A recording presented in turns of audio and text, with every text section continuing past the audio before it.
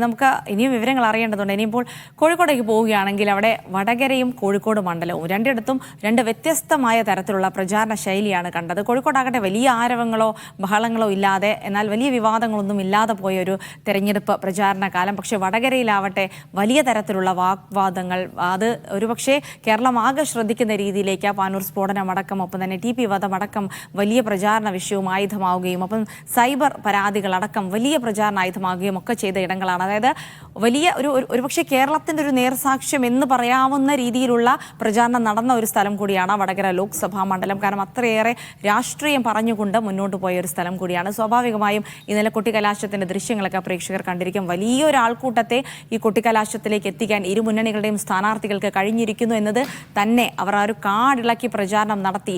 ഈ പ്രചാരണം ജനങ്ങളെയൊക്കെ തന്നെ വലിയ തോതിൽ അവരൊക്കെ അത് സ്വീകരിച്ചിട്ടുണ്ട്, ഏറ്റെടുത്തിട്ടുണ്ട് എന്നതിൻ്റെ ഒരു തെളിവ് തന്നെയായിരുന്നു. എന്തായാലും ഇത്തരം വിവരങ്ങളൊക്കെയാണ് നമുക്ക് തേടേണ്ടത്. സലാം, ഇന്നലെ നമ്മൾ കണ്ട ദൃശ്യങ്ങളുണ്ട്, കാഴ്ചകളുണ്ട്, ഒപ്പം തന്നെ കോഴിക്കോടിൻ്റെയും വടകരയിലെയും വിശേഷങ്ങൾ തന്നെയാണ് അറിയേണ്ടത്. ഇന്ന് നിശബ്ദ പ്രചാരണത്തിൻ്റെ മണിക്കൂറുകൾ എങ്ങനെ കടന്നു പോകുന്നു ഇവിടങ്ങളിൽ?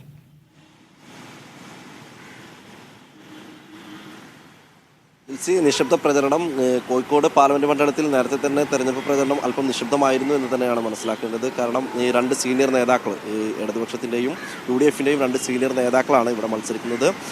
ഒരാൾക്ക് ജനകീയനാണ്, കോൺഗ്രസിൻ്റെ ഏറ്റവും ജനകീയനായ ഒരു സ്ഥാനാർത്ഥിയാണ്. അതേപോലെ തന്നെ LDF-നെ സംബന്ധിച്ചിടത്തോളം തങ്ങളുടെ രാഷ്ട്രീയ അല്ലെങ്കിൽ ഏറ്റവും സീനിയർ ആയിട്ടുള്ള ഒരു തൊഴിലാളി നേതാവാണ് കോഴിക്കോട് മത്സരിക്കുന്നത്. ഏതായാലും നേരത്തെ തന്നെ വലിയ കാര്യപ്പെട്ട ഈ കൊട്ടിഘോഷിച്ച പ്രത്യക്ഷ പ്രചരണങ്ങളൊക്കെ തന്നെ വളരെ കുറവായിരുന്നു. അതിന് പകരം അടിയൊഴുക്കുകളിൽ, സാമുദായിക സമവാക്യങ്ങളിലെ കൂട്ടിക്കൊഴിക്കലുകൾ, അതുപോലെ ചില അടിയൊഴുക്കുകളിലൊക്കെ തന്നെയാണ് ഇരു സ്ഥാനാർത്ഥികളും കണ്ണുവെച്ചിട്ടുള്ളത്. നേരത്തെ എളമരം കരീം MP അദ്ദേഹം വീട്ടിൽ നിന്നിറങ്ങി ചില വ്യക്തികളെ കണ്ടുകൊണ്ട് വോട്ടുറപ്പിക്കാനുള്ള ഒരു ശ്രമമാണ് അദ്ദേഹം നടത്തിക്കൊണ്ടിരിക്കുന്നത്. അദ്ദേഹത്തിൻ്റെ പ്രതികരണം മീഡിയ വണ്ണോട് അദ്ദേഹം പങ്കുവച്ചിരുന്നു. അദ്ദേഹം പറഞ്ഞത് പ്രധാനമായും ഈ ന്യൂനപക്ഷ വോട്ടുകളുടെ ഏകീകരണം കഴിഞ്ഞ തവണ ഉണ്ടായതുപോലെ, UDF-ന് അനുകൂലമായി ഉണ്ടായതുപോലെ ഒരു ഏകീകരണം ഇത്തവണ ഉണ്ടാകില്ല. അതിന് പകരമായിക്കൊണ്ട് അദ്ദേഹം പറഞ്ഞത് പ്രകാരമാണെങ്കിൽ രാഹുൽ ഗാന്ധി പോലും തോൽക്കാനൊരു സാധ്യതയുണ്ട്.